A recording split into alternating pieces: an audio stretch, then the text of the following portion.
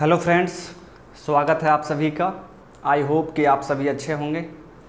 तो देखिए my dear, previous session में हम लोगों ने waiting and non wetting liquid के बारे में बात किया था। ओके, अब आज के इस सेशन में हम लोग कैपिलरिटी एक्शन के बारे में बात करेंगे। ओके, तो यहाँ पर हम समझेंगे कि कैपिलरिटी एक्शन होता क्या है, कैपिलरी राइज एंड फॉल का फॉर्मूला क्या होगा, एक्सप्रेशन क्या होगा। ओके, तो कैपिलरिटी से रिलेटेड जितने भी कॉन्सेप्ट हैं आज के इस सेशन में हम लोग देखने वाले हैं। ओके, तो देखिए माय डियर, स्टार्ट करते हैं सेशन को। तो देखिए कैपिलरिटी फेनोमेनन किसे कहते हैं, ये किस टाइप का फेनोमेनन है, तो ध्यान से सुनेंगे आप मेरी बात को।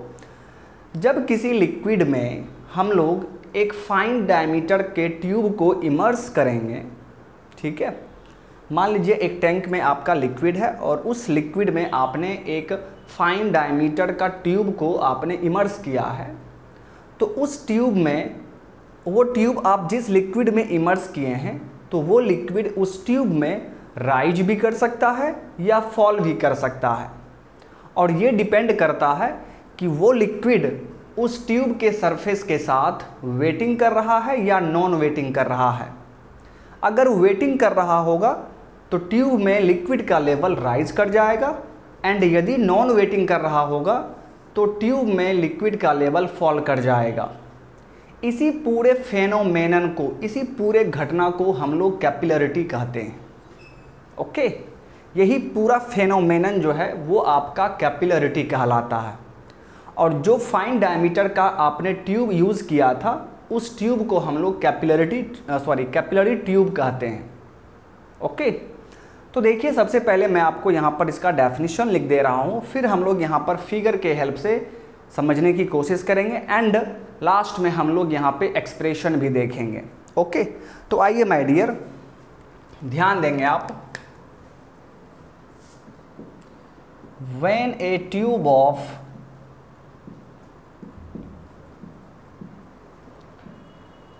very fine diameter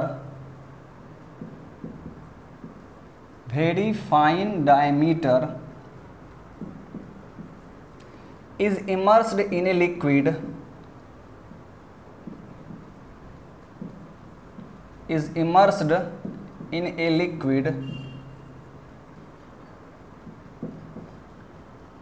then there will be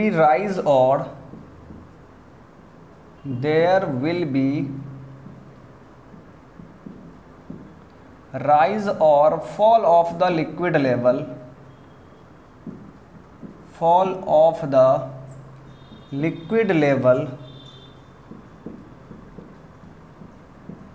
in the tube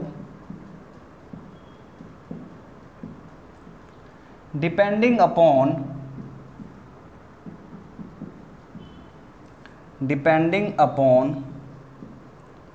whether the liquid is waiting with the tube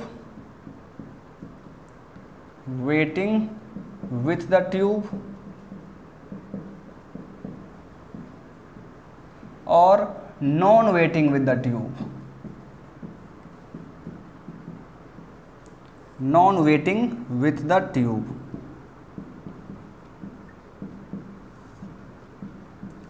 This phenomenon is known as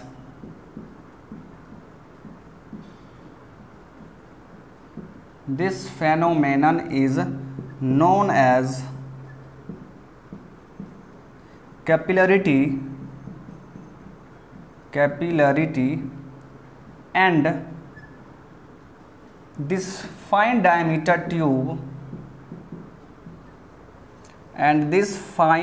diameter tube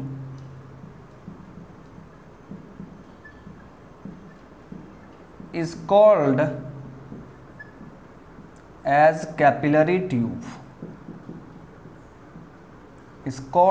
capillary tube. Okay, तो ये इसका डेफिनेशन हो गया कि कैपिलरिटी किसे कहते हैं। तो आप क्लियरली देख पा रहे हैं, जब भी किसी ट्यूब को हम लोग लिक्विड में इमर्स करते हैं तो वहाँ पर लिक्विड लेवल, ठीक है, ट्यूब में ट्यूब में लिक्विड लेवल या तो राइज हो सकता है या फॉल हो सकता है। और ये किस पर डिपेंड करेगा? तो ये डिपेंड करेगा कि लिक्विड वेटिंग कर रहा है ट्यूब के साथ या नॉन वेटिंग कर रहा है। ओके, और इसी पूरे फेनोमेनन को हम कैपिलरिटी कहेंगे। एंड जिस ट्यूब का आपने यूज़ किया था उस ट्यूब को हम लोग कैपिलरी ट्यूब कहेंगे। ओके, तो चलिए माय डियर, अब यहाँ पर इसके आगे मूव करते हैं। प्लीज़ आप लोग ध्यान देंगे। तो देखिए, ये मान लीजिए आपका कोई टैंक है, ये मान लीजिए कोई टैंक है और इस टैंक में आपने किसी ट्यूब को इमर्स किया है। इस टैंक में आपने एक ट्यूब को इमर्स किया है। ये मान लीजिए हमारा ट्यूब है। ओके, एंड इस टैंक में मान लीजिए कि वाटर है, मान लीजिए कि वाटर है। ओके, बस समझने के लिए आपको ये मान लेना है कि यहाँ पर वाटर है और वाटर में आपने कैपिलरी ट्यूब को इमर्स किया है। ठीक है, तो यहाँ पर क्या होगा माय डियर, बस आपको ध्यान देना है। जैसे ही इस कैपिलरी ट्यूब को आप वाटर में इमर्स करेंगे तो वाटर के बारे में आप जानते हैं कि वाटर क्या है, वेटिंग लिक्विड है। यानी ये लिक्विड यानी ये वाटर इस ट्यूब के सरफेस के साथ वेटिंग करेगा। इसका क्या मतलब है? तो इसका मतलब है कि इस ट्यूब में वाटर का लेवल राइज कर जाएगा। ओके, तो यहाँ पर आप क्या देखेंगे माय डियर, इस ट्यूब में लिक्विड यानी वाटर का लेवल राइज कर जाएगा और देखिए राइज हो चुका है। तो ये जो आप राइज देख रहे हैं, ये जो आप राइज देख रहे हैं, इसे हम लोग स्मॉल h कहेंगे and small h is called capillary rise. इतना राइज हुआ है इसमें। और ये राइज क्यों हुआ है माय डियर? क्योंकि ये जो लिक्विड है ये आपका वेटिंग लिक्विड है, ये आपका वेटिंग लिक्विड है, इसीलिए ये राइज किया है, इसीलिए राइज किया है। ये तो आप समझ चुके हैं। अब देखिए वेटिंग लिक्विड में एक्चुअल होता क्या है। वेटिंग लिक्विड में माय डियर फ्रेंड एक्चुअली में होता क्या है, तो आपने पढ़ा था पिछले सेशन में कि वेटिंग लिक्विड में कोहेशन ज़्यादा होता है एडहेशन से। एडहेशन, ओके, ये आपने पढ़ा था कि वेटिंग लिक्विड के लिए कोहेशन ज़्यादा होगा एज कंपेयर टू एडहेशन। इसका मतलब है माय डियर कि जो कैपिलरी राइज हो रहा है वो किसके कारण हो रहा है? तो ये हो रहा है ड्यू टू कोहेशन, कोहेशन के कारण। Sorry my dear, sorry my dear, उल्टा हो गया है। ठीक है, adhesion, adhesion is greater than cohesion. Sorry, my mistake my dear. Okay, तो प्रीवियस सेशन में हमने देखा था कि वेटिंग लिक्विड के लिए एडहेशन ज़्यादा होता है कोहेशन से। ठीक है, एडहेशन ज़्यादा है तभी तो वो सरफेस को वेट कर पा रहा है। ओके, तो आप यहाँ पर क्या कहेंगे कि capillary rise is due to adhesion. Adhesion ज़्यादा काम कर रहा है तभी तो कैपिलरी राइज हो रहा है, क्योंकि एडहेशन ज़्यादा है, दैट मीन्स वो वेटिंग लिक्विड है। और जब वेटिंग लिक्विड होगा तो वहाँ पर कैपिलरी राइज हो जाएगा। तो ये पॉइंट आप याद रखेंगे कि capillary rise is due to adhesion. Okay, तो यहाँ पर देखिए H क्या है, H को आप बोलेंगे capillary rise, capillary rise. Okay, I hope कि आपको ये समझ में आ गया। चलिए अब हम लोग एक दूसरा एग्जाम्पल लेते हैं, एक दूसरा टैंक लेते हैं और उस टैंक में हम लोग अब मरकरी लेके देखते हैं। ठीक है, क्योंकि मरकरी के बारे में आप जानते हैं कि मरकरी क्या है my dear, mercury non wetting liquid है। तो इस टैंक में अब आप क्या कीजिए, यहाँ पर आप एक ट्यूब को इमर्स कर दीजिए। ओके, एक ट्यूब को आपने इमर्स कर दिया एंड इस टैंक में आपका मरकरी है। ओके, ये मरकरी है my dear.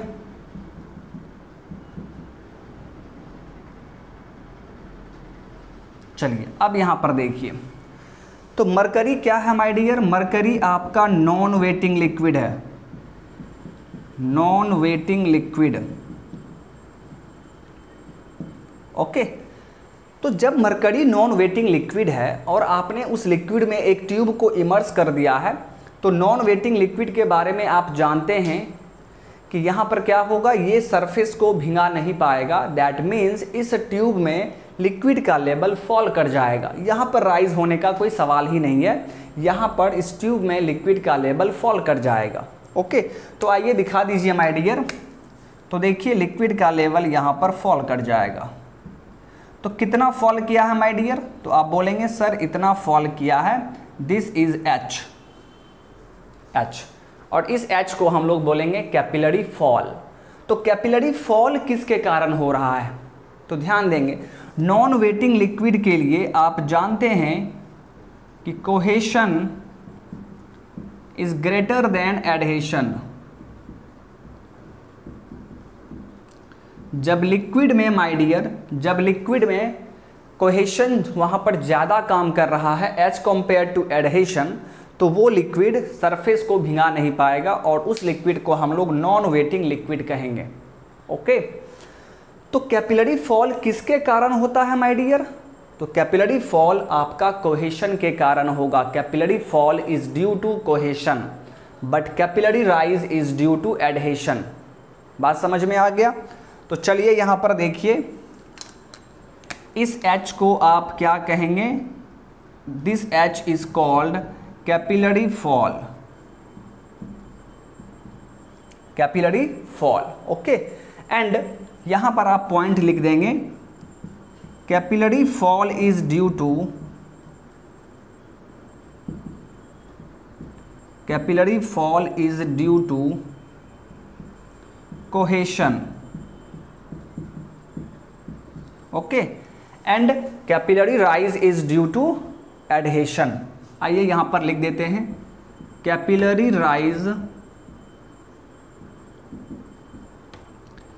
Is due to adhesion. Okay, तो ये काफ़ी इंपॉर्टेंट पॉइंट है माय डियर, बहुत ज़्यादा इंपॉर्टेंट पॉइंट है, तो आपको ध्यान में रखना होगा।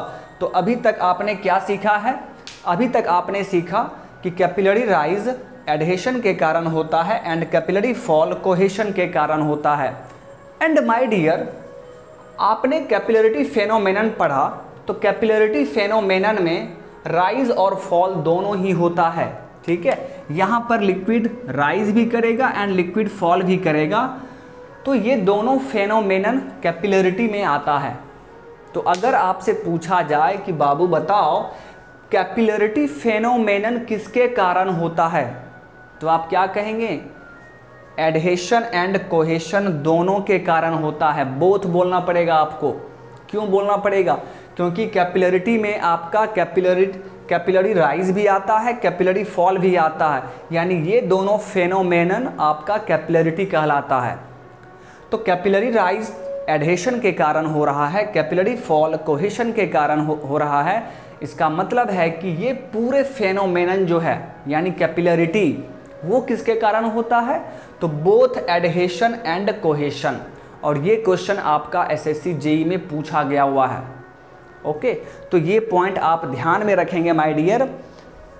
तो चलिए, ये तो इसका बेसिक चीज़ था कि कैपिलरिटी होता क्या है, एंड आई होप कि आपको ये समझ में आ चुका है। अब इसके आगे हम लोग मूव करेंगे। तो सबसे पहले मैं आपको यहाँ पर सेंटेंस लिख दे रहा हूँ, फिर हम लोग यहाँ पर देखेंगे कि कैपिलरी राइज या फॉल का एक्सप्रेशन क्या होगा, फॉर्मूला क्या होगा, कैसे हम लोग उसे डिराइव करेंगे, तो वो हम लोग फिर देखेंगे। ओके, तो चलिए माय डियर स्टार्ट किया जाए। और यहाँ पर जो भी फॉर्मूला आप देखेंगे, ठीक है, उस फॉर्मूला को आप याद रखेंगे क्योंकि आपको न्यूमेरिकल क्वेश्चन एग्जाम में पूछा जाएगा। ओके, तो चलिए माय डियर अब स्टार्ट करते हैं।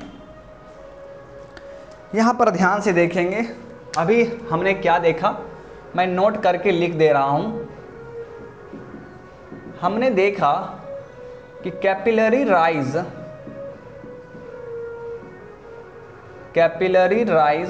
Is due to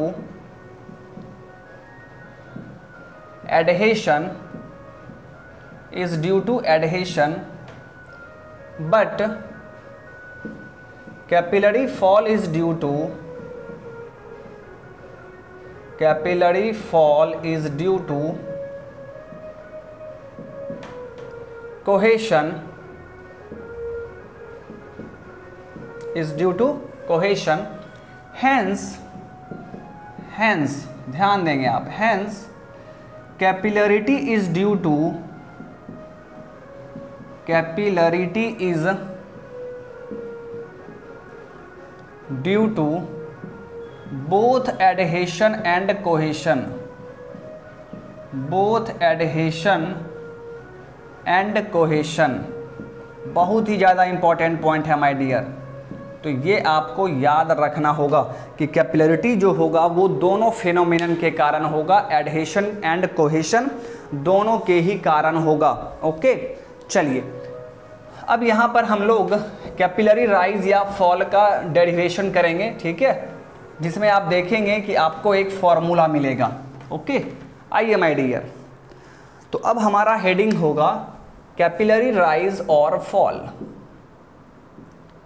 capillary rise और फॉल। चलिए देखते हैं। तो देखिए माय डियर, तो कैपिलरी राइज या फॉल का हम लोग डेरिवेशन करने जा रहे हैं। तो दोनों का सेम डेरिवेशन होगा, चाहे आप कैपिलरी राइज का करें या कैपिलरी फॉल का करें, दोनों का डेरिवेशन सेम होगा। तो हम लोग यहाँ पर क्या करेंगे, किसी एक का निकाल कर देख लेंगे, ठीक है। तो चलिए हम लोग कैपिलरी राइज का देखते हैं। ओके, तो आइए माय डियर, मान लीजिए कि ये आपका टैंक है, ये हमारा क्या है, टैंक, और इस टैंक में एक ट्यूब इमर्स किया गया है, एक ट्यूब को इमर्स किया गया है। ओके, एंड इस टैंक में मान लीजिए कोई लिक्विड है, इसमें कोई लिक्विड है जिसका डेंसिटी रो है, इसमें एक लिक्विड है जिसका डेंसिटी आपका रो है। ओके, चलिए तो यहां पर देखिए लेट आर क्या है, तो आर है my dear radius of tube, rho क्या है, तो density of liquid, density of liquid. Okay, अब देखिए, तो चूंकि हम लोग कैपिलरी राइज का देख रहे हैं, तो यहाँ पर क्या होगा, मान लीजिए कि आपका लिक्विड यहाँ तक राइज कर गया है, लिक्विड वहाँ तक राइज कर गया है, ठीक है। तो इस राइज को हम लोग सिंपली H से डिनोट करेंगे, H जो कि क्या है, कैपिलरी राइज, कैपिलरी राइज। और ये कैपिलरी राइज कब पॉसिबल होगा, तो ये हम लोगों ने पढ़ लिया है, जब ये वेटिंग लिक्विड होगा तब हमें कैपिलरी राइज मिलेगा। दैट मीन्स जब एडहेशन ज़्यादा होगा कोहेशन से, तब वहाँ पर हमें कैपिलरी राइज मिलेगा। ओके, आइए माय डियर, अब यहाँ पर देखिए, ध्यान देना है आपको, यहाँ पर आप देखिए ये जो लिक्विड का फ्री सरफेस है माय डियर, ये जो आप लिक्विड का फ्री सरफेस देख रहे हैं, इसके अलोंग सरफेस टेंशन काम करेगा, इसके along my dear surface tension काम करेगा, सिग्मा, सिग्मा काम करेगा, ठीक है। क्योंकि आप जानते हैं कि सरफेस के अलोंग ही हमारा सरफेस टेंशन काम करता है। तो ये हमारा सरफेस है, इस शेप को हम लोग मेनिस्कस कहते हैं। जो आप शेप देख रहे हैं ना, कर्व टाइप का शेप, इसे हम लोग मेनिस्कस कहते हैं। तो यहाँ पर देखिए, इस सरफेस के अलोंग हमारा सरफेस टेंशन काम कर रहा है। एंड यहाँ पर देखिए जो एंगल ऑफ कॉन्टैक्ट है my dear, this is theta, ये हमारा एंगल ऑफ कॉन्टैक्ट थीटा है। तो आप क्या कहेंगे कि यहाँ पर ध्यान देंगे आप, इस ट्यूब के सरफेस के अराउंड, ट्यूब के सरफेस के अराउंड सरफेस टेंशन कितना होगा, तो आप क्या कहेंगे, ये सिग्मा है। दैट मीन्स यहाँ पर कितना काम करेगा, तो sigma cos theta, sigma cos theta. तो ये सरफेस टेंशन ट्यूब के सरफेस के अलोंग काम करेगा, ठीक है। ये सिग्मा देखिए ये इंक्लाइंड है, ठीक है, बट सिग्मा कॉस थीटा क्या होगा, ट्यूब के सरफेस के अलोंग होगा, ट्यूब के सरकमफेरेंस पर काम करेगा। बात समझ में आ रहा है? चलिए बहुत ही अच्छा माय डियर। अब यहाँ पर हम लोग देखते हैं, प्लीज़ आप लोग ध्यान देंगे, हमें यहाँ पर क्या चाहिए, हमें यहाँ पर कैपिलरी राइज का एक्सप्रेशन चाहिए, फॉर्मूला चाहिए। तो वो हम कैसे करेंगे, तो प्लीज़ आप लोग ध्यान देंगे।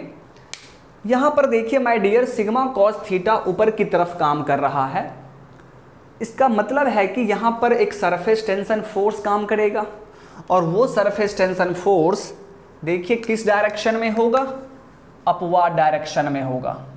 अपवार्ड डायरेक्शन में हमें Fs मिलेगा। Fs को क्या कहेंगे, सरफेस टेंशन फोर्स, यानी ऊपर के डायरेक्शन में हमें सरफेस टेंशन फोर्स मिलेगा।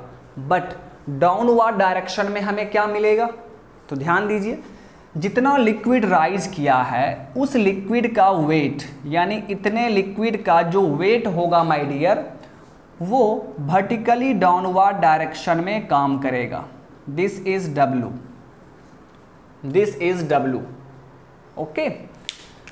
यहां पर आपने क्या देखा कि surface tension force upward direction में काम कर रहा है, एंड जितना लिक्विड राइज किया है, इस ट्यूब में जितना लिक्विड राइज किया है उसका वेट वर्टिकली डाउनवर्ड डायरेक्शन में काम करेगा।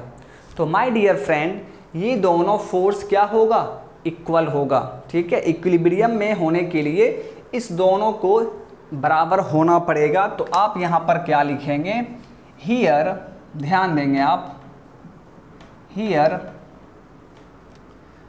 द अपवर्ड, या सिंपली लिखिए upward surface tension force, upward surface tension force is equal to weight of the rising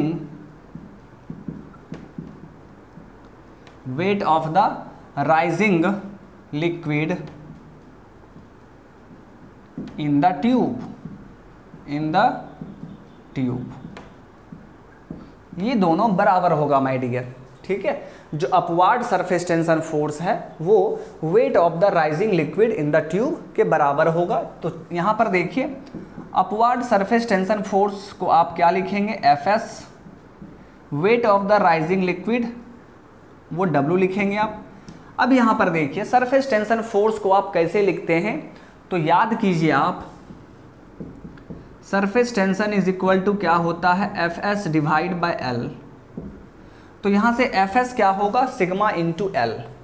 but यहाँ पर लेंथ क्या है, तो मैंने क्या बताया आपको, और आप यहाँ पर देख भी सकते हैं कि ट्यूब के सरफेस पर surface tension sigma cos theta काम कर रहा है। तो वहाँ पर लेंथ कितना होगा, सरकमफेरेंस पर काम कर रहा है ना जी, तो लेंथ क्या होगा, 2πr, ओके। तो Fs को आप क्या लिखेंगे, sigma cos theta into 2πr,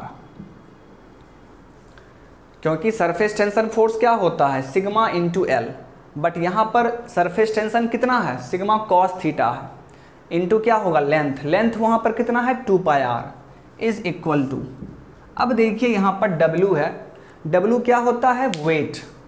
तो वेट आप कैसे लिखते हैं, मास इंटू जी, यानी m इंटू जी। मास को आप कैसे लिखते हैं, rho into volume into g, ऐसे ही लिखते हैं आप। मास को क्या लिखेंगे, rho into volume, density into volume को हम लोग मास कहते हैं।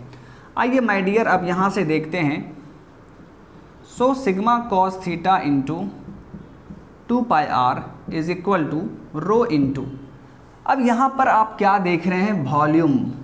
तो किस चीज़ का वॉल्यूम माय डियर, तो जितना लिक्विड राइज किया है वो वॉल्यूम आपको निकालना है। तो सोचिए माय डियर, ये वॉल्यूम आप कैसे निकालेंगे, ये जो लिक्विड राइज किया है ये वॉल्यूम कैसे निकालेंगे आप, तो देखिए ट्यूब का एरिया यूनिफॉर्म है, ट्यूब का एरिया यूनिफॉर्म है। अगर एरिया में हम इसके ये इसका एरिया हो गया। अगर इस एरिया में हम हाइट से मल्टीप्लाई कर दें तो हमारा वॉल्यूम निकल जाएगा, ठीक है। तो इस ट्यूब का जो एरिया ऑफ क्रॉस सेक्शन होगा उसमें आप h से मल्टीप्लाई कर देंगे, तब आपको वॉल्यूम निकल जाएगा, ठीक है। तो आप यहाँ पर क्या लिखेंगे, एरिया इंटू एच इंटू जी। अब यहाँ से देखिए, so sigma cos theta into 2πr is equal to rho into tube का एरिया कितना होगा माय डियर, तो ट्यूब का रेडियस कितना है r, तो एरिया कैसे निकालेंगे आप, πr² इंटू एच इंटू जी। अब इसे आप सॉल्व कर लीजिए, आपका फॉर्मूला यहाँ से निकल जाएगा। देखिए माय डियर, पाई और पाई कैंसल आउट, एक r कैंसल आउट हो गया, तो हमें h चाहिए, तो h इज इक्वल टू क्या हो गया, 2 sigma cos theta divide bye, यहाँ पर देखिए रो जी आर, तो ये हमारा फॉर्मूला निकल गया कैपिलरी राइज का, 2 sigma cos theta divide by rho ji R. अब इसे आप डायमीटर के टर्म्स में भी लिख सकते हैं। अगर यहाँ पर आपको डायमीटर चाहिए तो आपको यहाँ पर 2 से मल्टीप्लाई करना होगा और यहाँ पर भी 2 से मल्टीप्लाई करना होगा। तो माय डियर फ्रेंड, तो आपका h क्या आ जाएगा, देखिए 4 sigma cos theta divide bye रोजी इंटू डी, यही आ जाएगा। तो सबसे ज़्यादा यही फॉर्मूला यूज़ होगा, क्योंकि क्वेश्चन में आपको ट्यूब का डायमीटर दिया रहेगा, तो आप इसी फॉर्मूला का ज़्यादा यूज़ करेंगे। अब यहाँ पर देखिए, एक चीज़ आप रिकॉल कीजिए, रो इंटू जी को हम लोग क्या कहते हैं, रो इंटू जी को हम लोग स्पेसिफिक वेट कहते हैं या वेट डेंसिटी कहते हैं, और वेट डेंसिटी को हम लोग स्मॉल w से डिनोट करते हैं। तो आप इसके जगह पर डायरेक्ट ये भी लिख सकते हैं 4 sigma cos theta divide by rho g क्या है हमारा, वेट डेंसिटी है, यानी स्मॉल w इंटू डी। तो ये हो गया आपका फॉर्मूला किसके लिए, कैपिलरी राइज या कैपिलरी फॉल के लिए माय डियर। यहाँ पर आपने देखा था कैपिलरी राइज को लेकर आपने स्टार्ट किया, तब आपको ये फॉर्मूला मिला। अगर आप कैपिलरी फॉल देखते तो उस टाइम भी आपके लिए यही फॉर्मूला आता, ओके। तो ये फॉर्मूला आप याद रखेंगे। थीटा यहाँ पर क्या है my dear, angle of contact, theta क्या है, एंगल ऑफ कॉन्टैक्ट। तो मैं यहाँ पर लिख दे रहा हूँ माय डियर, देखिए theta is angle of contact, small w क्या है, तो ये है my dear specific weight, and d क्या है, d is diameter of tube. अब यहाँ पर ध्यान दीजिए, अब आपके माइंड में एक सवाल उठ रहा होगा कि सर ये जो कैपिलरी एक्शन होता है, तो इस कैपिलरी एक्शन में इस ट्यूब का डायमीटर कितना होना चाहिए। ऐसा तो पॉसिबल नहीं है कि ट्यूब का डायमीटर हम कोई भी ले लें तो वहाँ पर कैपिलरी राइज हो जाएगा। बिल्कुल माय डियर, ऐसा पॉसिबल नहीं है कि आप कोई भी डायमीटर का ट्यूब ले लेंगे, किसी भी डायमीटर का ट्यूब ले लेंगे और आप चाहेंगे कि वहाँ पर कैपिलरी राइज हो जाए, तो ये पॉसिबल नहीं है। यानी कैपिलरिटी एक्शन के लिए डायमीटर को रेस्ट्रिक्ट किया गया है कि ट्यूब का डायमीटर 30 mm से कम होना चाहिए, 30 mm 30। तो 30 mm या आप सिंपली 3 सेंटीमीटर कहेंगे, तो ट्यूब का डायमीटर 3 सेंटीमीटर से कम होना चाहिए, तभी वहाँ पर कैपिलरिटी एक्शन होगा। दैट मीन्स वहाँ पर कैपिलरी राइज या फॉल होगा। एंड यदि आपका ट्यूब का डायमीटर 3 सेंटीमीटर से ज़्यादा है, 30 mm से ज़्यादा है, तो वहाँ पर कैपिलरिटी एक्शन पॉसिबल नहीं होगा। आप ट्यूब को इमर्स भी कर देंगे, फिर भी वहाँ पर ये कैपिलरिटी एक्शन नहीं होगा, ओके। तो ये पॉइंट बहुत ही ज़्यादा इम्पॉर्टेंट है, एसएससी जेई में पूछा गया हुआ है, ठीक है। तो इस पॉइंट को आप याद रखेंगे, ठीक है। तो चलिए, ये फॉर्मूला आप देख पा रहे हैं, ये फॉर्मूला आपके लिए काफ़ी इम्पॉर्टेंट है, यहीं से आपका कोई भी न्यूमेरिकल क्वेश्चन पूछ सकता है, ठीक है। चलिए अब इसके आगे हम लोग बात करते हैं, ठीक है। अब देखिए माय डियर, आपका जो ट्यूब है वो ट्यूब एन्युलर भी हो सकता है, ठीक है। जब ट्यूब एन्युलर हो, ठीक है, तो उस टाइम कैपिलरी राइज या कैपिलरी फॉल का क्या एक्सप्रेशन होगा ये हम लोग देख लेते हैं माय डियर। तो प्लीज़ आप लोग ध्यान देंगे। आइए देखते हैं अब। तो उससे पहले मैं आपको ये पॉइंट लिख दे रहा हूँ जो कि काफ़ी इम्पोर्टेंट है, मैंने अभी आपको बताया है। नोट, मैंने क्या बताया था? For capillary action, for capillary action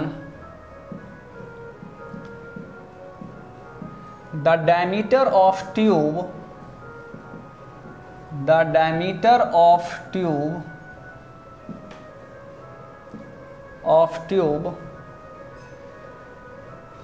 should be less than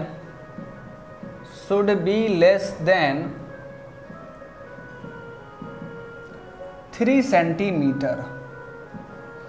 बहुत ही ज़्यादा इंपॉर्टेंट है my dear. For capillarity action the diameter of tube should be less than 3 centimetre. Okay, तो ये पॉइंट आप याद रखेंगे। ओके, चलिए अब यहाँ पर जो हमारे लिए इंपॉर्टेंट है माय डियर वो है एन्युलर कैपिलरिटी। ध्यान देंगे आप, एन्युलर कैपिलरिटी। एन्युलर कैपिलरिटी का मतलब क्या है वो पहले आप समझने की कोशिश कीजिए। मान लीजिए माय डियर, मान लीजिए ये आपका टैंक है, ध्यान से देखिए। मान लीजिए कि ये आपका टैंक है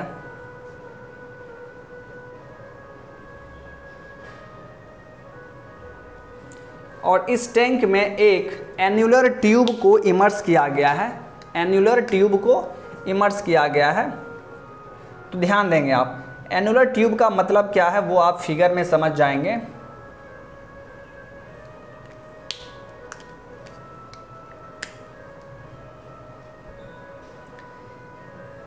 ये देखिए माय डियर, यही है आपका एन्युलर ट्यूब, यही है आपका एन्युलर ट्यूब। मतलब एन्युलर ट्यूब में क्या होगा आपको, ये हॉलो पोर्शन है, ये हॉलो पोर्शन है, ये आपका सॉलिड पोर्शन है। यानी लिक्विड यहाँ इसी रीजन में या तो राइज करेगा या तो फॉल करेगा। ओके, एंड यहाँ पर देखिए कोई लिक्विड है, मान लीजिए किसी लिक्विड में आपने इसको इमर्स किया है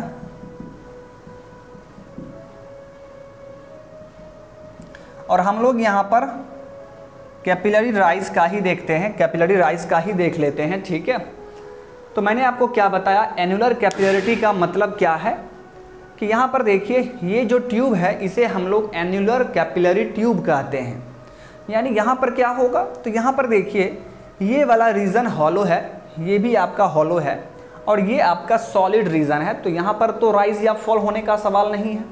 तो कहाँ पर लिक्विड राइज या फॉल करेगा, तो माय डियर फ्रेंड इसी रीजन में लिक्विड या तो राइज करेगा या तो फॉल करेगा। बात समझ में आ रहा है? इसे ही हम लोग एन्युलर कैपिलरी ट्यूब कहते हैं, ठीक है। तो देखिए माय डियर, हम लोग कैपिलरी राइज का ही देख लेते हैं। तो मान लीजिए कि यहाँ पर लिक्विड राइज कर गया है, लिक्विड देखिए राइज कर गया है। ओके, तो ये इसे आप क्या बोलेंगे, H, दिस इज H, और H को हम क्या कहेंगे, कैपिलरी राइज कहेंगे। ओके, चलिए अब यहाँ से देखिए इस ट्यूब का सेंटर पॉइंट ये है और यहाँ से आउटर रेडियस R2 है एंड इनर रेडियस R1 है, इनर रेडियस R1 है माय डियर। ओके, चलिए अब यहाँ पर देखिए सेम यहाँ पर भी हम जो फॉर्मूला डिराइव करेंगे तो उसका भी प्रोसेस सेम रहेगा माय डियर। यानी क्या प्रोसेस रहेगा, तो जैसा कि मैंने आपको बताया है कि Fs इज इक्वल टू क्या होगा, W। W आप समझ रहे हैं W क्या है, तो लिक्विड जितना राइज किया है उस लिक्विड का वेट, यानी weight of the rising liquid. Okay, weight of the rising liquid. And Fs क्या है, तो सरफेस टेंशन फोर्स जो कि अपवार्ड डायरेक्शन में काम करेगा। तो यहाँ पर भी देखिए सब कुछ वही रहेगा माय डियर। देखिए ये मेनिस्कस है तो यहाँ पर सिग्मा इस डायरेक्शन में है, यहाँ पर भी सिग्मा आपका इस डायरेक्शन में है। बट हमें क्या लेना है, हमें लेना है इसके ट्यूब के सरफेस के अलोंग।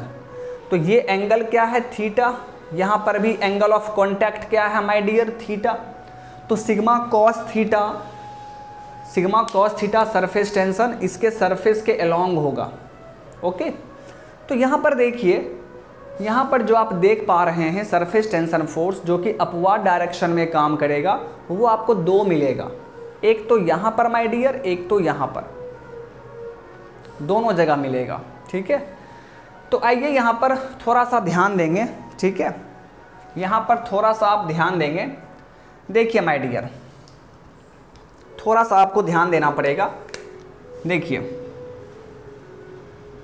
यहाँ पर भी सिग्मा, यहाँ पर भी सिग्मा। तो माय डियर फ्रेंड, यहाँ पर देखिए सिग्मा कॉस थीटा, और यहाँ पर भी देखिए बाहर वाले सरफेस पर भी सिग्मा कॉस थीटा काम करेगा। ध्यान से देखिए, बाहर वाले सरफेस पर भी, ट्यूब के बाहर वाले सरफेस पर भी sigma cos theta and internal surface पर भी सिग्मा कॉस थीटा। अब सोचिए, बाहर वाला सरफेस को देखिए, तो बाहर वाला सरफेस जो है उस पर सिग्मा कॉस थीटा काम कर रहा है। तो किस लेंथ पर, उसके सरकमफेरेंस पर। तो बाहर वाले ट्यूब का सरकमफेरेंस क्या होगा, रेडियस देखिए R2 है, तो सरकमफेरेंस क्या होगा 2 पाई R2। बात समझ में आ गया। फिर देखिए इंटरनल सरफेस जो आप देख रहे हैं, इंटरनल रेडियस जो देख रहे हैं R1, तो इंटरनल सरफेस पर भी surface tension sigma cos theta ही काम कर रहा है। तो ये किस लेंथ पर काम करेगा, तो इंटरनल जो आप देख रहे हैं उसके सरकमफेरेंस पर। उसका सरकमफेरेंस क्या होगा, रेडियस R1 है, तो सरकमफेरेंस 2 पाई R1। तो total surface tension force my dear friend कितना हो जाएगा, आप देखिए sigma cos theta into 2 pi R1, ये हो गया आपका इंटरनल सरफेस के लिए। फिर plus sigma cos theta into 2 पाई R2, ये हो गया आउटवार्ड सरफेस के लिए। तो टोटल सरफेस टेंशन फोर्स जो कि अपवार्ड डायरेक्शन में काम कर रहा है वो हमने निकाल लिया। Is equal to weight. Weight को आप कैसे लिखेंगे माय डियर, तो same process, density into volume, ये मास हो गया, इंटू जी कर देंगे। अब यहाँ से देखिए, यहाँ से आप सिग्मा कॉस थीटा कॉमन निकाल लीजिए और फिर 2 पाई भी कॉमन निकाल लेंगे, तो क्या बचेगा R1 plus R2 is equal to rho into भी इंटू जी, यानी रो इंटू वॉल्यूम को आप कैसे लिखते हैं, area into H, area into H. अब यहाँ पर एरिया क्या होगा माय डियर, किस एरिया में फ्लो हो रहा है, किस एरिया में राइज कर रहा है, तो आप क्या कहेंगे, सर इस एरिया में राइज कर रहा है। तो ये एरिया हम कैसे निकालेंगे, तो आप खुद सोचिए, जो बाहर का एरिया होगा उसमें यदि हम लोग इनसाइड एरिया को माइनस कर दें तो हमें ये एरिया मिलेगा कि नहीं, दोनों में राइज कर रहा है ना। तो अगर बाहर के एरिया में हम लोग इनसाइड एरिया को माइनस कर दें तो हमारा ये एरिया मिल जाएगा। तो एरिया को आप कैसे लिखेंगे, ध्यान देंगे आप, यहाँ से देखिए sigma cos theta into 2 pi R1 plus R2 is equal to rho into area को आप क्या लिखेंगे, pi R2 square minus pi R1 square into H into g, यही लिखेंगे जी। ओके, पाई R2 स्क्वायर क्या हो गया, बाहर के सरफेस का एरिया, पाई R1 स्क्वायर क्या हो गया, इनसाइड सरफेस का एरिया। अब देखिए इसको बस सॉल्व कर लेना है। So sigma cos theta into 2 pi R1 plus R2 is equal to rho into, यहाँ से पाई कॉमन निकाल लेंगे तो क्या बचेगा, R2 square minus R1 square into H into जी। अब यहाँ से देखिए my dear, so sigma cos theta into 2 pi R1 plus R2 rho into pi a square minus b square, इसे आप क्या लिखेंगे R1 plus R2 minus R1 into H into जी। अब देखिए यहाँ पर क्या क्या कैंसल आउट हो सकता है। पाई कैंसल आउट हो जाएगा, R1 प्लस R2 ये भी कैंसल आउट हो जाएगा। तो यहाँ से आप H निकाल सकते हैं। H क्या हो जाएगा देखिए 2 sigma cos theta divide by rho ji into R2 minus R1, rho G R2 minus R1। देखिए माय डियर, तो ये आपका फॉर्मूला मिल गया है H is equal to 2 sigma cos theta divide by rho ji into R2 minus R1। अब यहाँ पर थोड़ा सा ध्यान देंगे आप, जो पीछे हम लोगों ने फॉर्मूला देखा था उसमें क्या आया था याद कीजिए, H is equal to 2 sigma cos theta divide by rho ji into R आया था ना। R क्या था, रेडियस ऑफ ट्यूब। दोनों को थोड़ा सा रिलेट कीजिए। वहाँ पर आपने क्या देखा था कि ट्यूब के पूरे ही रेडियस के अलोंग फ्लो हो रहा था, तो इसीलिए वहाँ पर R लिखा हुआ था। बट यहाँ पर पूरे रेडियस के अलोंग फ्लो नहीं हो रहा है, तो कितने रेडियस के अलोंग फ्लो हो रहा है, तो आप देख पा रहे हैं R2 minus R1।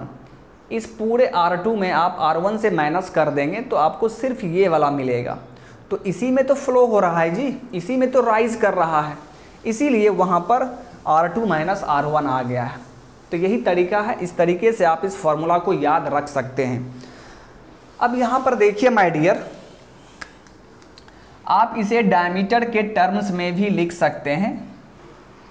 So H is equal to, अगर आप इसको डायमीटर के टर्म्स में लिखना चाहें तो आप क्या करेंगे, न्यूमरेटर एंड डिनोमिनेटर दोनों जगह आपको 2 से मल्टीप्लाई करना होगा।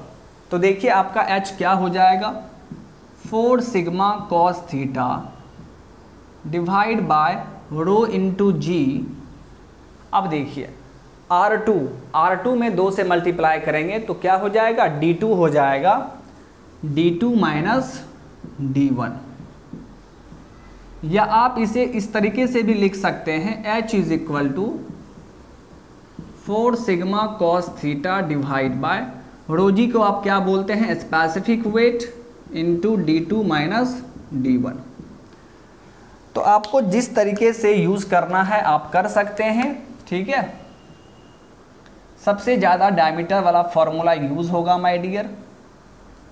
अब यहाँ पर देखिए ये D1 D2 क्या है, तो D1 है इनसाइड ट्यूब डायमीटर, D2 क्या है outside tube diameter.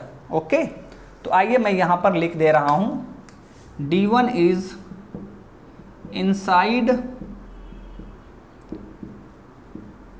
Inside tube diameter, okay. And D2 क्या है हमारा, D2 is outside tube diameter.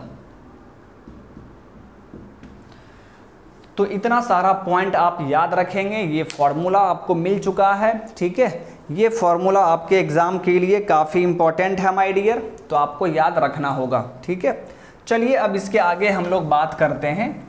अभी तक हमने 2 ट्यूब के बारे में देखा, जिसमें से एक आपका, ठीक है, सिंपल ट्यूब था और एक आपने देखा एन्युलर ट्यूब।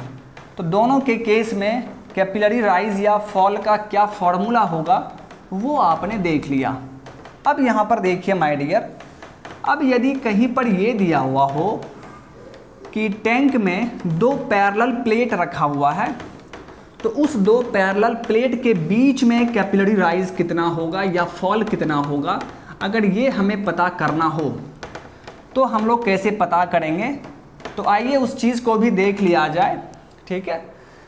ये उतना ज़्यादा इम्पोर्टेंट तो नहीं कह सकते हैं, बट फिर भी ठीक है, चूँकि कंपटीशन टफ होते जा रहा है तो यहाँ से भी क्वेश्चन पूछ सकता है, तो आप एक बार ध्यान से देख लेंगे, ठीक है। तो देखिए my dear, capillarity between capillarity between two parallel plates, two parallel plates. अगर दो पैरेलल प्लेट रखा हुआ है माय डियर, तब वहाँ पर कैपिलरिटी किस तरीके से होगा, क्या फॉर्मूला होगा उसका, ये हम लोग यहाँ पर अब बात करेंगे। तो देखिए यहाँ पर हम लोग डेरिवेशन नहीं करेंगे क्योंकि ये उतना इम्पोर्टेंट आपके लिए नहीं है, ठीक है। तो बस आपको यहाँ पर ध्यान रखना है कि फॉर्मूला क्या होगा। ओके, देखिए माय डियर,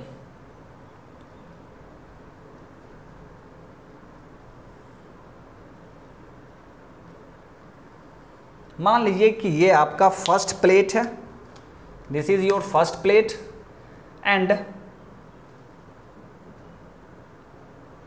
ये मान लीजिए आपका सेकेंड प्लेट।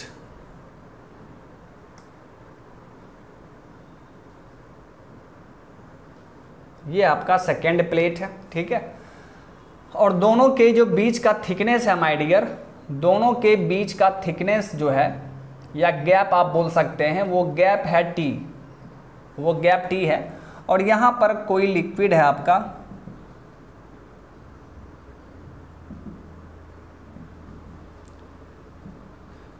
तो इसमें कितना राइज करेगा लिक्विड या कितना फॉल करेगा, ये हमें यहाँ पर देखना है।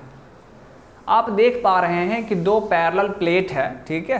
तो इस दो पैरेलल प्लेट के बीच में कितना राइज करेगा लिक्विड, ठीक है, या कितना फॉल करेगा, ये हम लोग कैसे निकालेंगे। तो यहाँ पर देखिए, इस टी को हम लोग क्या बोलते हैं, gap between two parallel plates. दोनों पैरेलल प्लेट्स के बीच का गैप कितना है, वो टी है। तो यहाँ पर माय डियर फ्रेंड, एच निकालने का सिंपल फॉर्मूला आप क्या बोलेंगे, 2 sigma cos theta divide by rho g t, या सिंपली आप इसको ये भी लिख सकते हैं 2 sigma cos theta divide by small w into t. आप देखिए, आप चीज़ें को रिलेट करके पढ़ा कीजिए तो फिर कभी भूलिएगा नहीं, ठीक है। जब सिंपल ट्यूब था तो वहाँ पर देखिए फॉर्मूला क्या था, 2 sigma cos theta divide by rho ji r था, आर था वहाँ पे। क्यों था आर, क्योंकि ट्यूब है माय डियर, ट्यूब का रेडियस आर है और वहाँ से पूरे से फ्लो हो रहा है, ठीक है, तो इसीलिए वहाँ आर था। बट यहाँ पर देखिए, यहाँ पर दोनों के बीच का गैपिंग कितना है, टी है, और इसी टी में, इसी गैप में लिक्विड राइज करेगा या फॉल करेगा। तो आर के जगह पर यहाँ पर क्या लिख देंगे, टी लिख देंगे। बात समझ में आ गया। फिर देखिए, फिर आपने पढ़ा एनुलर कैपिलरिटी, वहाँ पर फ्लो, वहाँ पर राइज किस में हो रहा था, तो R2 माइनस R1 में हो रहा था। तो फॉर्मूला में क्या होगा, जहाँ R था वहाँ पर R2 माइनस R1 हो गया था, ठीक है। बस इतना सिंपल सा चीज़ है। तो एक्चुअल में आपका जो मेन फार्मूला है, बेसिक फार्मूला है, उसमें आपका 2 sigma cos theta divide by rho g, ये तो सब में है, ध्यान से देखेंगे आप, 2 sigma cos theta divide by rho g, ये तो सभी में है। तो चेंज कहाँ पे हो रहा है, चेंज सिर्फ इस टर्म में हो रहा है। ट्यूब के केस में यहाँ पे R आ जाएगा, एनुलर के केस में यहाँ पे R2 माइनस R1 आ जाएगा, एंड पैरेलल प्लेट के केस में यहाँ पर T आ जाएगा। तो इस तरीके से आप याद रख सकते हैं, ठीक है। तो यहाँ पर आपको ये चीज़ याद रखना पड़ेगा माय डियर। चलिए अब यहाँ पर इसके आगे हम लोग देखते हैं, ठीक है। इस कैपिलरिटी में एक और इम्पॉर्टेंट कॉन्सेप्ट बच रहा है, तो उसे हम लोग कंप्लीट कर लेते हैं, तो फिर आपका कैपिलरिटी कंप्लीट हो जाएगा। ओके, आइए माय डियर, अब यहाँ पर हम लोग बात करते हैं, ध्यान देंगे आप, work done in stretching a surface, in stretching a surface, work done in stretching a surface, ठीक है। क्या हेडिंग है, तो कह रहा है कि जब सरफेस को हम स्ट्रेच करेंगे तो वहाँ पर वर्क डन कितना होगा, कितना वर्क डन हमें वहाँ पर मिलेगा, ठीक है, जब हम किसी सरफेस को स्ट्रेच कर रहे हैं। अब देखिए, सरफेस को स्ट्रेच कर रहे हैं, इसका मतलब क्या है कि उसका सरफेस एरिया इंक्रीज हो रहा है, इंक्रीज नहीं होगा। आप किसी भी सरफेस को पकड़ के खींच रहे हैं तो पहले उसका एरिया मान लीजिए कुछ है, कुछ वैल्यू है, और फिर आपने उस सरफेस को खींच लिया, स्ट्रेच कर दिया, तो उसका सरफेस एरिया तो इंक्रीज हो जाएगा। That means surface area increase होगा। तो जैसे ही आप स्ट्रेचिंग ए सरफेस देखेंगे तो आपके माइंड में पहला चीज़ आना चाहिए कि यहाँ पर सरफेस एरिया इंक्रीज हो रहा होगा। तो ये जो सरफेस एरिया इंक्रीज हो रहा है, आप सरफेस को स्ट्रेच कर रहे हैं, तो उसके लिए आपको वर्क डन करना होगा। तो कितना वर्क डन करना होगा, आइए माय डियर देख लेते हैं इस चीज़ को। मान लीजिए माय डियर, मान लीजिए ये आपका कोई सरफेस है, ये हमारा कोई सरफेस है, ठीक है। इसके इस तरफ कोई हमारा सरफेस है जिसका लेंथ L है। इस सरफेस का लेंथ मान लीजिए L है। अब हम क्या कर रहे हैं, इस सरफेस को स्ट्रेच कर रहे हैं, खींच रहे हैं। तो माय डियर फ्रेंड, जब आप इसको खींचिएगा, स्ट्रेच कीजिएगा, तो देखिए अब मान लीजिए सरफेस आपका यहाँ पर आ गया, यानी इतना आपने स्ट्रेच किया है, ठीक है। अब आपका देखिए सरफेस यहाँ आ चुका है, दैट मीन्स आपने इतना स्ट्रेच किया है। तो कितना अमाउंट आपने स्ट्रेच किया है, तो इस अमाउंट को हम लोग डेल्टा एक्स बोल देते हैं। हमने क्या किया, डेल्टा एक्स अमाउंट से सरफेस को हमने स्ट्रेच कर दिया, ठीक है। पहले सरफेस हमारा ये था, बट हमने उसको स्ट्रेच किया, तो अब सरफेस हमारा ये हो गया, दैट मीन्स वहाँ पर इतना स्ट्रेच हुआ है। और आप ये भी कह सकते हैं कि सर जो हैच्ड रीजन है, ये हैच्ड रीजन क्या रिप्रेजेंट कर रहा है, तो ये हैच्ड रीजन रिप्रेजेंट कर रहा है कि सरफेस एरिया इंक्रीज हुआ है, यानी इसी को हम लोग इंक्रीज इन सरफेस एरिया कहते हैं। जो हैच्ड रीजन है वो आपका इंक्रीज इन सरफेस एरिया है। ओके, चलिए माय डियर, अब यहाँ पर देखते हैं वर्क डन। वर्क डन आप कैसे निकालते हैं, तो work done is equal to होता है फोर्स इनटू डिस्प्लेसमेंट। तो आप क्या लिखेंगे, फोर्स इनटू डेल्टा एक्स, क्योंकि डेल्टा एक्स अमाउंट से सरफेस क्या हुआ है, डिस्प्लेस हुआ है, तो एफ इंटू डेल्टा एक्स। और यहाँ पर माय डियर फ्रेंड एफ क्या है, F is surface tension force, F is surface tension force. क्या ये सरफेस टेंशन फोर्स नहीं होगा, देखिए तो सही माय डियर, सरफेस पे टेंशन प्रोड्यूस नहीं हो रहा है क्या, आपने सरफेस को स्ट्रेच किया है। तो जब आप सरफेस को स्ट्रेच करेंगे तो सरफेस पर टेंशन प्रोड्यूस होगा ना जी, सरफेस पर टेंशन काम करेगा ना। तो वही चीज़ यहाँ पर आपको लिखना है कि F क्या है, सरफेस टेंशन फोर्स। ओके, आइए माय डियर, और सरफेस टेंशन फोर्स के बारे में आप क्या जानते हैं, ये होता है sigma into l into delta x. अब देखिए my dear, W is equal to sigma into l into delta x. L into delta x क्या है माय डियर, ध्यान से देखिए, ध्यान से देखिए, ये आपका L है ना, तो लेंथ, ध्यान से देखिए, लेंथ इंटू डेल्टा एक्स, तो ये क्या रिप्रेजेंट कर रहा है, L, यानी इसका एरिया को आप क्या लिखेंगे, L इंटू डेल्टा एक्स। तो L इंटू डेल्टा एक्स लिखा हुआ है ना जी, दैट मीन्स वो इस एरिया के बारे में बात कर रहा है। और ये कौन सा एरिया है, तो यही तो है इंक्रीज इन सरफेस एरिया, इतना ही सरफेस एरिया इंक्रीज हुआ है।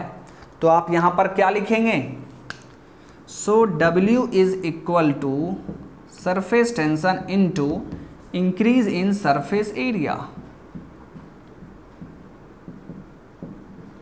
Increase in surface area. तो यही फॉर्मूला हो गया माय डियर वर्क डन का। यदि आप किसी सरफेस को स्ट्रेच कर रहे हैं तो वहाँ पर कितना वर्क डन होगा, तो वर्क डन हो जाएगा आपका surface tension into increase in surface area. Okay, and ये क्या है आपका, this is increase in surface area.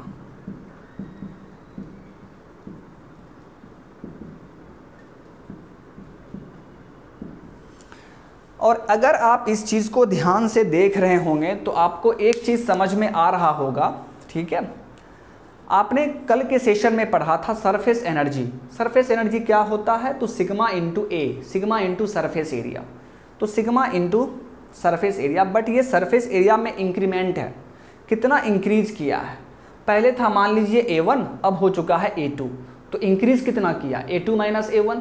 तो यहाँ पर आप क्या लिखेंगे? A2 minus A1। ओके, तो सिग्मा इंटू A2 यानी final surface energy minus sigma into A1 initial surface energy. तो यही तो है आपका वर्क डन।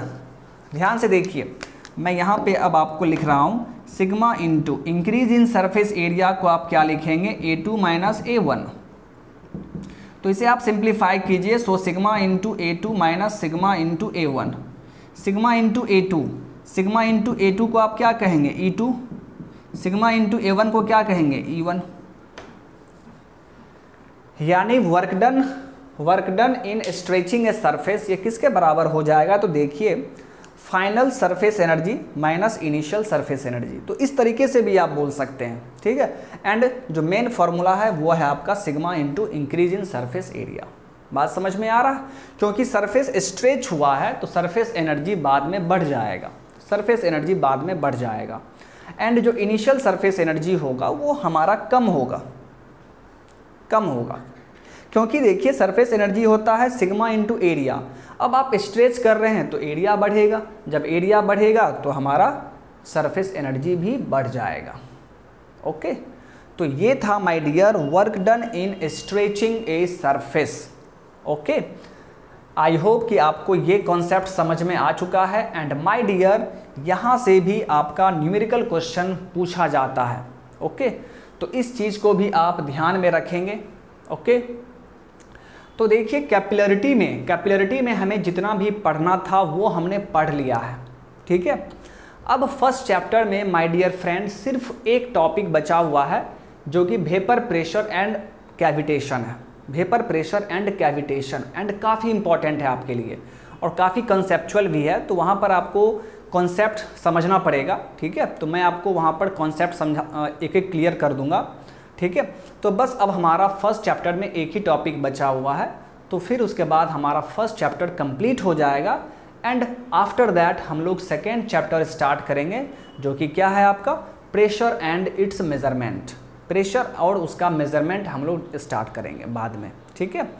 तो चलिए माय डियर, आई होप कि आपको आज का सेशन अच्छा लगा होगा, सारा कॉन्सेप्ट आपको समझ में आया होगा, ठीक है। तो चलिए आज के इस सेशन को हम लोग यहीं पर स्टॉप करते हैं और मिलते हैं फिर नेक्स्ट सेशन में।